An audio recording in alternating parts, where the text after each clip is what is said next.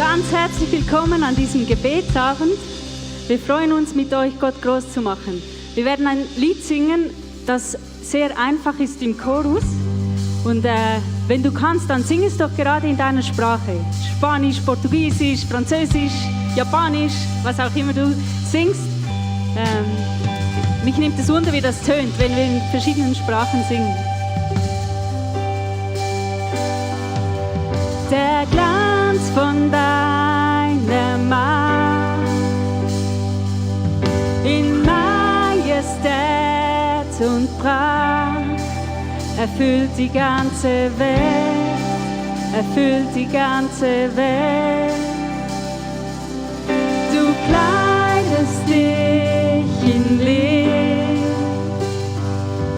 und Dunkles verbirgt sich und zittert vor dir her, zittert vor dir her. Wie groß bist du, Gott? Wir singen dir, wie groß bist du, Gott? Und alle werden sehen, wie groß bist du, Gott?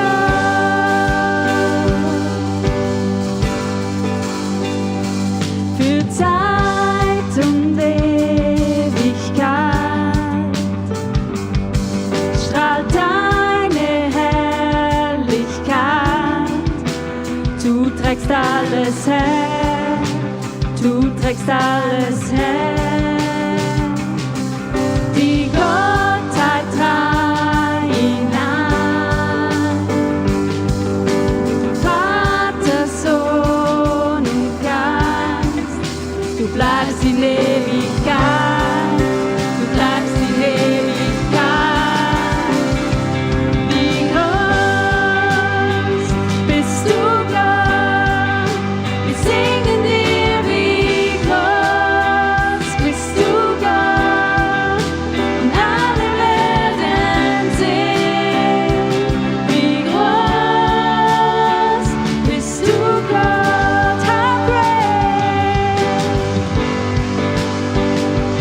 How great is our God. Sing with me, how great is our God. And all will see how great is our God.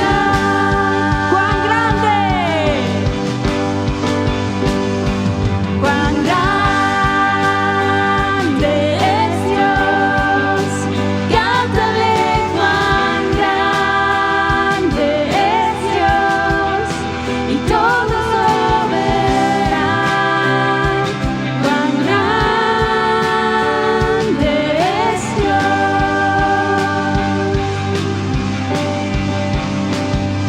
Herr, dein Name ist erhöht. Du allein bist würdig, Herr. Und darum singt mein Herz, wie groß bist du, Gott. Herr, dein Name ist erhöht. Du allein bist würdig, Herr. Darum singt mein Herz, wie groß bist du, Gott. Ja, wir singen eine Sprache, wie groß. Wie groß bist du, Gott? Wir singen dir, wie groß bist du, Gott? Und alle werden sehen, wie groß bist du, Gott?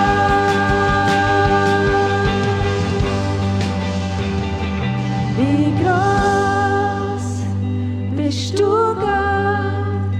Wir singen dir, wie groß bist du, Gott? Und alle werden sehen, wie groß bist du.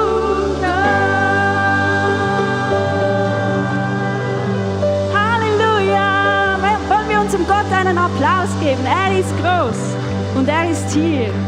Halleluja.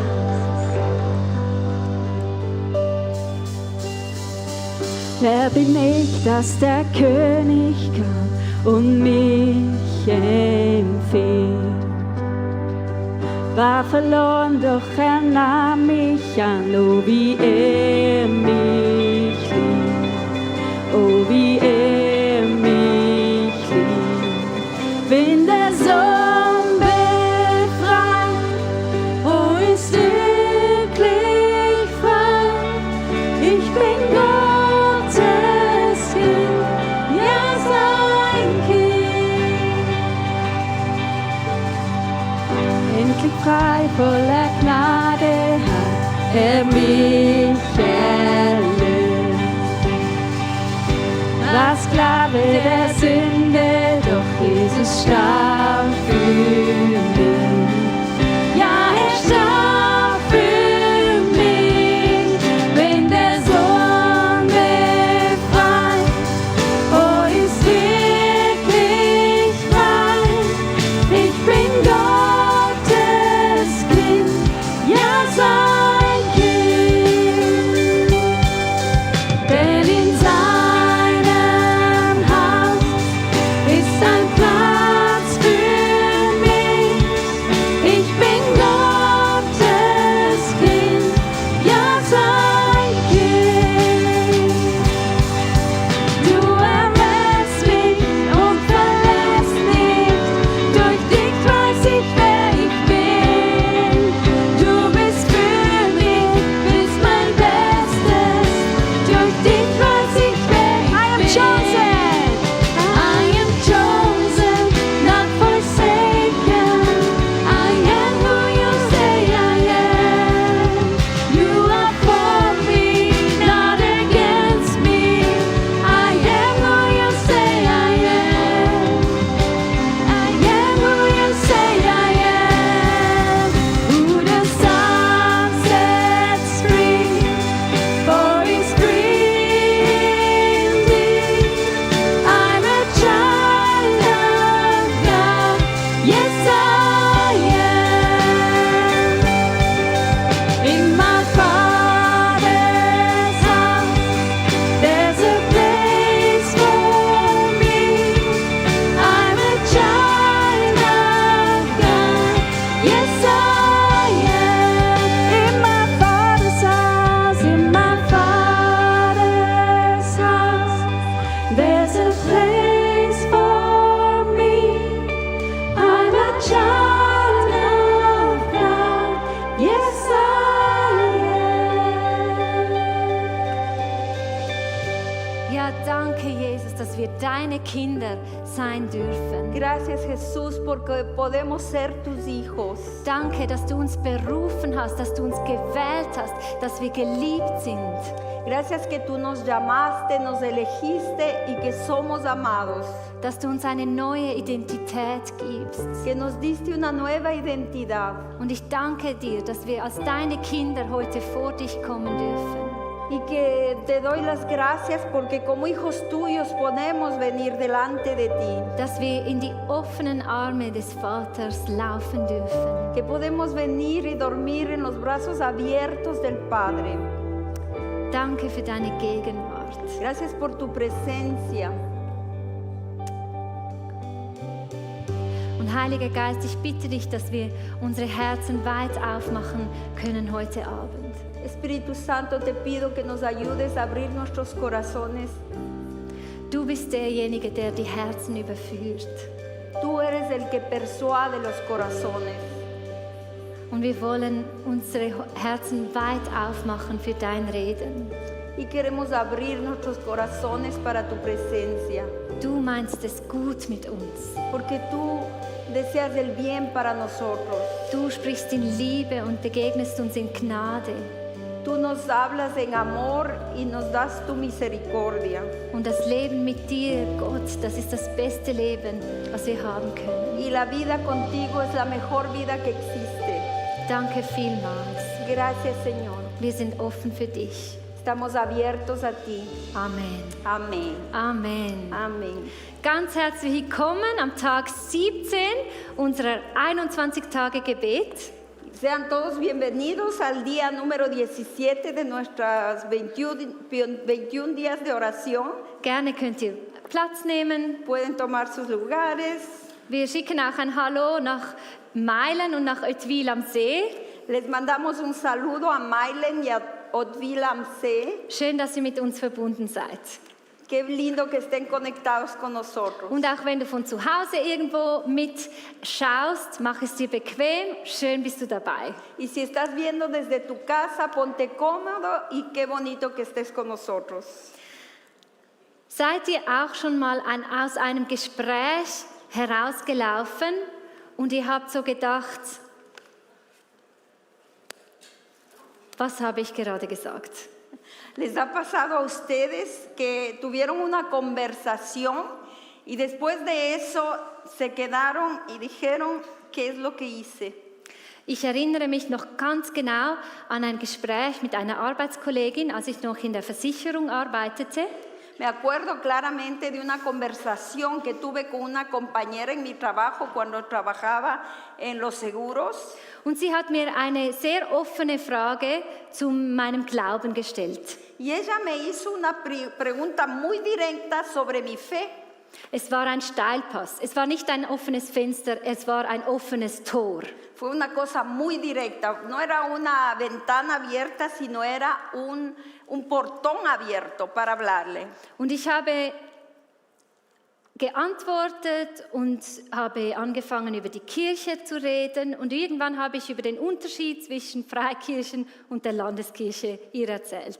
Y yo comencé a dar vueltas y a hablar un poco de esto, de aquello, y al final terminé explicándole cuál es la diferencia entre las iglesias libres y la reformada. Und als ich da aus dem Gespräch dann wieder zu meinem Büroplatz gegangen bin, habe ich gedacht, was habe ich getan? Y cuando volví a mi escritorio, me pregunté qué hice. Was für eine verpasste Chance. ¿Cómo perdí esta oportunidad? Ich hätte das Evangelium teilen können, aber ich habe mich auf ein sachliches Thema irgendwo verschossen. Tuve la oportunidad de compartirle el evangelio, pero yo empecé a hablar de una cosa fáctica y perdí la oportunidad. Es war mir wirklich eine Lehre, dieses Gespräch. Ich werde es nie vergessen. Y en verdad fue una enseñanza. Nunca lo voy a olvidar, esa conversación. Das sachliche Thema war sicherer. Hablar en una forma fáctica era más seguro para mí. Es hatte nichts mit mir persönlich zu tun. No tenía nada que ver conmigo personalmente. Und vielleicht kennst du das auch. Manchmal machen wir aus Angst oder aus Feigheit Dinge, die sind dumm, die machen keinen Sinn oder sie sind einfach für nichts. Y seguro que tú también conoces esa situación, que hay cosas en las cuales tú hubieras podido actuar de una forma, pero hablaste diferente y a la final no sirvió para nada. Du warst vielleicht feige und hast die Wahrheit nicht gesagt, obwohl du sie gekannt hast. Fuiste cobarde y hubieras podido decir la verdad, pero te dio miedo y no lo hiciste. Du hast in der Panik total egoistisch reagiert. Y en el pánico reaccionaste de una forma muy egoísta. Oder wie ich in einem Gespräch über den Glauben das Thema gewechselt aus Angst oder gar nichts gesagt. O también como a mí me ha pasado en una conversación sobre la fe, que cambié el tema o me quedé callada. Und Gott hat eine Botschaft für uns heute. Y Dios tiene un mensaje en esta noche para nosotros. Er sagt, hab keine Angst. Der Heilige Geist gibt dir Kraft, Liebe und Besonnenheit in diesen Situationen. Y Él dice, no tengas miedo porque el Espíritu Santo te da fuerza, poder y dominio propio. Paulus schreibt das an Timotheus im 2. Timotheusbrief. Pablo le escribió eso a Timoteo en el segunda de Timoteo. Und ich liebe den 2. Timotheusbrief, weil es zeigt so sehr das Herz von Paulus für diesen jungen Mann und dass er ermutigt wird, in seinem Glauben vorwärts zu gehen. Yo amo esta carta a Timoteo porque ahí vemos el corazón de este joven y cómo Pablo le aconseja con todo cariño. Und deswegen schreibt er ihm in 2. Timotheus im Kapitel 1, Verse 6 bis 7, darum erinnere ich dich an die Gabe Gottes, die du empfangen hast, als ich dir die Hände auflegte. Entfache sie neu in dir. Und wir haben über diesen Vers schon in der ersten Woche gehört. Ya hablamos sobre este verso en la primera semana y Pablo le escribe a Timoteo y le dice, por lo cual te aconsejo que avives el fuego del don de Dios que está en ti por la imposición de mis manos. Porque no nos ha dado Dios espíritu de cobardía, sino de poder, de amor y de dominio propio. Und dann schreibt er, denn Gott hat uns nicht einen Geist der Feigheit gegeben, sondern den Geist der Kraft, der Liebe und der Besonnenheit. Y él dice, no les he dado un espíritu de cobardía, sino de amor, de poder y de dominio propio. Paulus erinnert Timotheus daran, keine Angst zu haben, nicht feige zu sein, sondern mutig zu sein und sich vom Heiligen Geist leiten zu lassen. Pablo le recuerda a Timoteo de no dejarse amedrentar, sino de ir con coraje en poder, amor y dominio propio. Und er sagt, habe Mut, denn der Heilige Geist gibt dir Kraft. Y él le dice, anímate y ten coraje porque el Espíritu Santo está contigo. Ich gebe dir eine.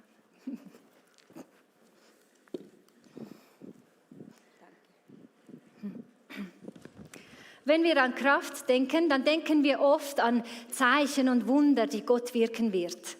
Muchas veces cuando pensamos en el poder, nos imaginamos que son sanidades y cosas grandes así.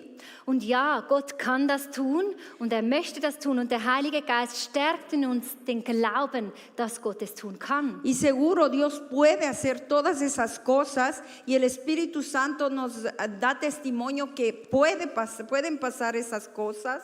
Aber wir brauchen auch Kraft in ganz alltäglichen Situationen. Pero nosotros también necesitamos poder en todas las situaciones cotidianas. Es braucht Kraft zu vergeben. Necesita poder para poder perdonar. Es braucht Kraft, nicht zurückzuschlagen oder vielleicht zurückzugeben. Necesitamos también poder para no devolver mal por bien. Es braucht Kraft, jemandem mit Barmherzigkeit zu begegnen, der dich verletzt hat. Necesitamos poder para tener un encuentro con alguien que te hirió y tener misericordia de esa persona. Und es braucht Kraft, geduldig zu sein. Y mucho poder necesitamos para tener paciencia. All the mamas in the house. Todas las mamás, Geduldig. levanten la mano.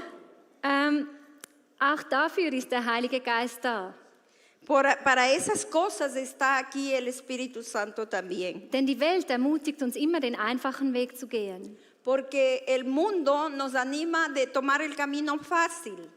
Auf unser Recht zu pochen, unsere Wunden zu lecken, Insistir en nuestros derechos, victimizarnos, etwas zurückzuzahlen, zurückzugeben devolver oder mal por bien, alles sofort und jetzt zu haben. querer ahora y ya todas las cosas. Aber der Heilige Geist gibt uns die Kraft, nach den Maßstäben von Gott zu leben. Pero el Espíritu Santo nos da el poder para actuar de acuerdo a los parámetros divinos. Ganz alltäglich. Cosas muy cotidianas. Der Heilige Geist gibt uns auch Liebe und wir können mutig sein in der Liebe. El Espíritu Santo también nos da amor y para tener ánimo y coraje. Liebe ist eine Kraft in sich selbst. El amor es un poder en sí mismo. Wir lesen im 1. Korinther 13, ohne Liebe ist alles nichts. Como leemos en 1 de Corintios 13, nada hay sin amor. Was du tust ohne Liebe ist nichts wert. Lo que tú haces sin amor no vale nada. Wir lesen auch im 1. Johannes 4,18, dass Liebe die Furcht austreibt oder vertreibt. También leemos en Juan que el amor echa fuera el temor. Liebe hilft uns, die Angst zu überwinden. El amor nos hace vencer el miedo. Und dann lesen wir im Johannes 13,35, dass an der Liebe, die wir untereinander haben, die Welt erkennen wird, dass wir Jesu Jünger sind. Y en Juan 13 vemos que Jesús dijo que en el amor que nos tengamos entre nosotros, el mundo reconocerá que somos sus hijos. Und ich bin sicher, ihr stimmt mir zu, manchmal ist es einfacher, nicht liebevoll zu sein. Pero ustedes estarán de acuerdo conmigo de que siempre tener amor no es tan fácil. Manchmal braucht Liebe Kraft. Muchas veces el amor necesita fuerza. Aber der Heilige Geist gibt uns diese Liebe. Pero el Espíritu Santo nos da ese amor. Und Liebe, unseren Nächsten zu lieben und uns selbst zu lieben. Y nos da el amor para amar al prójimo y a nosotros mismos. Und dann redet Paulus auch davon, dass der Heilige Geist uns Besonnenheit gibt. Y Pablo también dice que el Espíritu Santo nos da dominio propio. Wie stellst du dir einen besonnenen Menschen vor? ¿Cómo te imaginas tú a una persona con autocontrol? Das ist nicht so ein gängiges Wort. Besonnenheit ist ein ruhiger, gefasster und beherrschter Gemütszustand. ¿Cómo te imaginas una persona serena? Es una persona que tiene dominio de sí mismo, tranquila, y eso se nota. Das Gegenteil von Besonnenheit ist Panik, Angst und Verwirrung. El contrario de una persona serena, autocontrolada, es confusión y pánico. Paulus schreibt, sei nicht feige. Du trägst den Heiligen Geist in dir, der dich ruhig und gefasst macht. Y Pablo le escribe, le dice, no seas cobarde, porque el Espíritu Santo está dentro de ti y Él te da poder y dominio propio. Wir brauchen Besonnenheit, wenn wir in einer Situation Angst bekommen. Lo que necesitamos en una situación de miedo es dominio propio. Wir brauchen Besonnenheit, wenn wir in einer Situation aufbrausend reagieren wollen. Necesitamos dominio propio cuando reaccionamos de una forma impulsiva en determinadas situaciones. Und wenn wir in einer Situation nicht wissen, was zu tun oder zu sagen ist. O en situaciones donde no sabemos cómo reaccionar o qué decir. Ich bete oft um Weisheit vom Heiligen Geist, aber was ich eigentlich erbete, ist Besonnenheit. Yo muchas veces oro y pido que me dé dominio propio, pero lo que en verdad quiero es serenidad, tranquilidad. Vielleicht, wenn ich mit jemandem rede und ich weiß nicht, wie ich reagieren soll, weil das, was ich höre, so traurig ist. Muchas veces cuando escucho a alguien que me cuenta algo tan triste y no sé cómo reaccionar. Oder es macht mich so wütend. O también cuando tengo mucha ira. Und der Heilige Geist hilft mir in diesem Moment und er macht mich besonnen. Y en ese momento el Espíritu Santo me ayuda y me da serenidad. Wie reagierst du, wenn du in solchen Situationen bist, in denen es darum geht, zum Beispiel zu deinem Glauben zu stehen? ¿Cómo reaccionas tú, por ejemplo, en situaciones en las que tú tienes que dar cuenta de tu fe? Oder Situationen, in denen du nach Jesus Standards reden, vergeben oder handeln sollst, aber es kostet dich etwas. ¿Y cómo reaccionas tú en los casos en los que tendrías que hablar y actuar según los parámetros de Jesús? Wir haben gestern von Desmond gehört über Apostelgeschichte 1,8. Y ayer escuchamos sobre lo que dice en Hechos 1:8. Aber ihr werdet Kraft empfangen, wenn der Heilige Geist über euch gekommen ist und so meine Zeugen sein in Jerusalem, in ganz Judäa und Samarien bis in den letzten Winkel der Welt. Donde dice, pero recibiréis poder cuando haya venido sobre vosotros el Espíritu Santo y me seréis testigos en Jerusalén, en Judea, en Samaria y hasta lo último de la tierra. Und diese Verse aus dem 2. Timotheusbrief, sie machen uns nochmal Mut.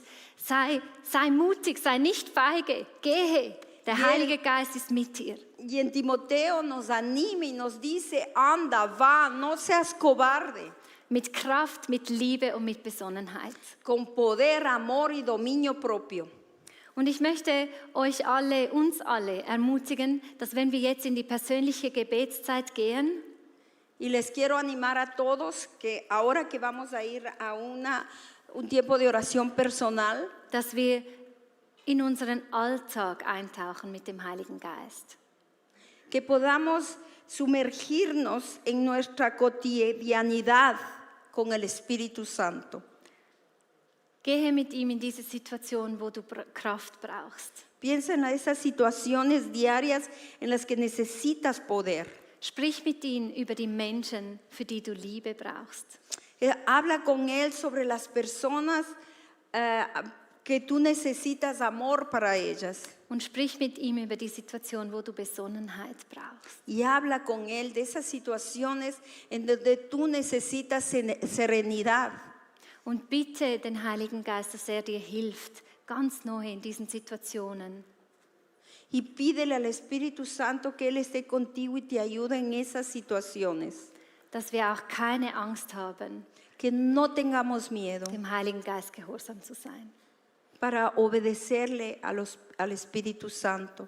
Ich bete noch für uns alle und dann dürft ihr gerne in den gewohnten Rhythmus gehen.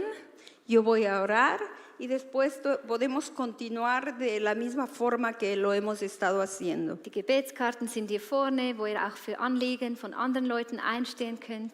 Los pedidos de oración de otras personas están aquí adelante Und dann werden wir etwa in 20 Minuten zusammen noch beten für weitere Anliegen. y después vamos a orar 23 minutos juntos. Jesus, ich danke dir, dass du uns den Heiligen Geist gesandt hast. Jesús, te damos las gracias porque nos enviaste al Espíritu Santo, Und er gibt uns Kraft, Liebe und Besonnenheit. porque nos da amor, poder y dominio propio. Und ich danke dir, dass wir auf den Heiligen Geist zählen dürfen und mutig sein dürfen. Y te damos gracias porque podemos contar con Él para tener coraje. Kremple unseren Alltag noch mehr Da la vuelta a todo nuestro día a día, Señor. Interviene tú. dass wir geführt vom Heiligen Geist das Richtige, deinen Willen tun können. Que podamos hacer tu voluntad en ese momento ahí, Señor. Amen. Amén. Amen.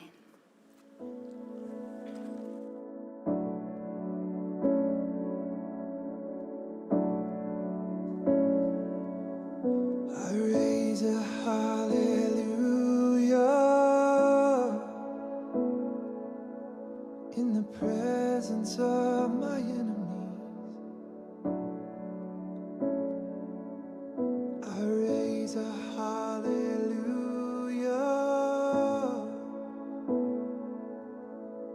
louder than the unbelief. I raise a hallelujah. My weapon is a melody. I raise a hallelujah.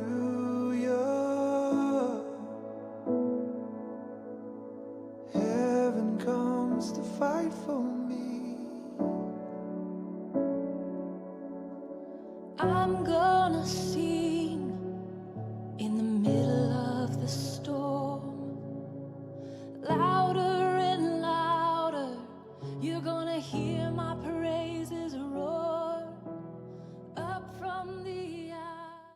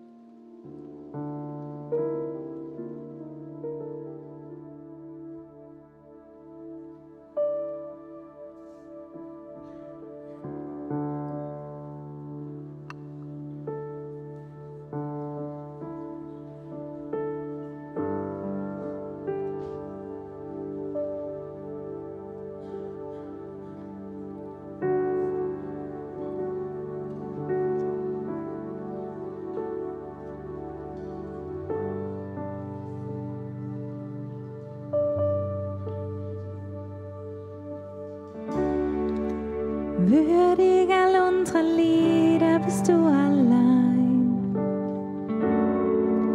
Würdig all unseres Lobs wirst du immer sein. Würdig nun jeden Atem zu dir zu weihen, wir sind ganz dein.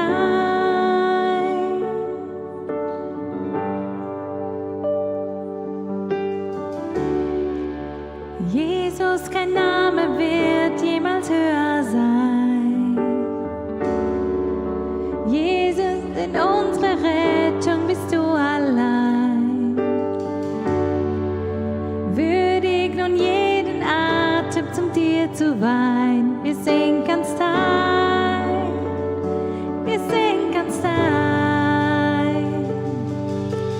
Heilig, nichts und niemand gleich dir, alles untersteht dir.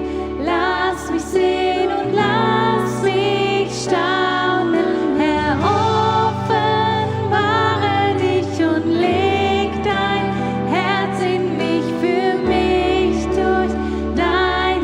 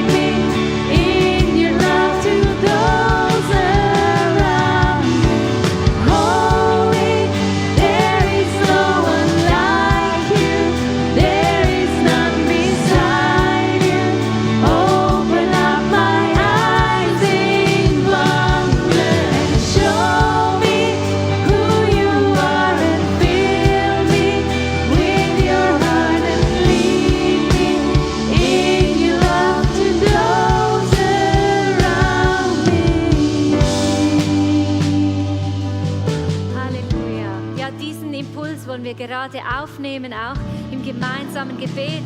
Geht doch in 3er-, 4er-Gruppen zusammen. Que tenemos ahora, podemos orar en grupos de 3 o 4 juntos.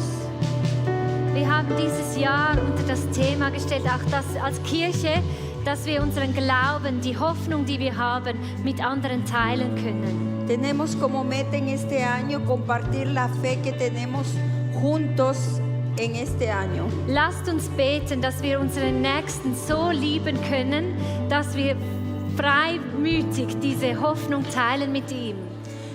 Oremos para que podamos tener la libertad de amar a nuestro prójimo y compartir Es con ist él. das Wichtigste, was sie hören müssen und können. Es lo más importante que pueden escuchar. Und für die Leute, die dir schwerfallen zu lieben, für die hast du wahrscheinlich schon gebetet. Deswegen lasst uns beten, dass Liebe uns treibt, Menschen vom Evangelium zu erzählen. Y seguramente ya oraste por las personas que tienes dificultad de amarlas. Por eso unámonos juntos para compartir el Evangelio. Ihr dürft zusammen beten. Pueden orar juntos.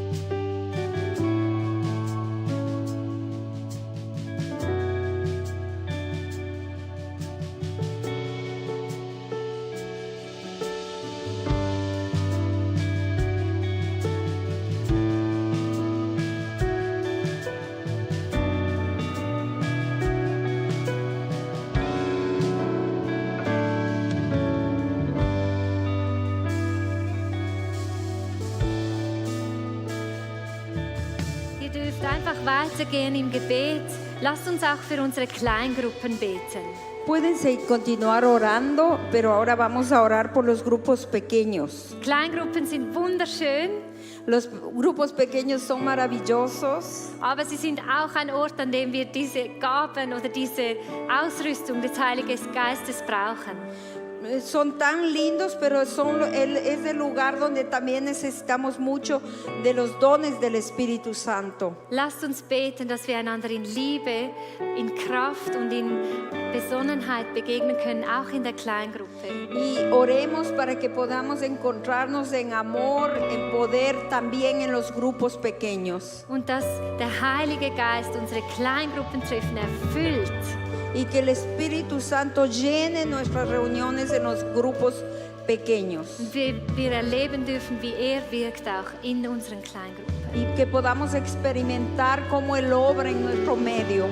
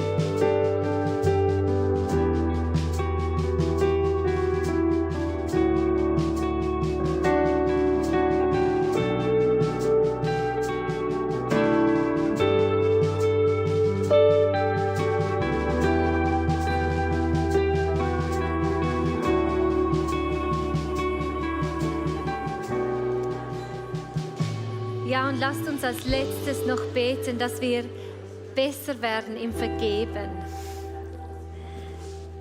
Dass wir besser werden im Vergeben und in der Einheit. Y oremos también para que podamos perdonar mejor, para vivir en unidad. Wir sagen, auch in der Kirche sind wir alles nur Menschen. También sabemos que nosotros en la iglesia somos solo humanos. Und auch in der Kirche werden wir manchmal verletzt. Y también en la iglesia nos hieren. Und wenn wir nicht vergeben, kann das die Einheit schwächen. Y eso debilita la unidad si no perdonamos. Deswegen lasst uns beten, dass wir gemeinsam in Einheit und in Liebe und in der Vergebung stark sein können als Kirche. Y oremos para ser fortalecidos en el perdón y en la unión como iglesia.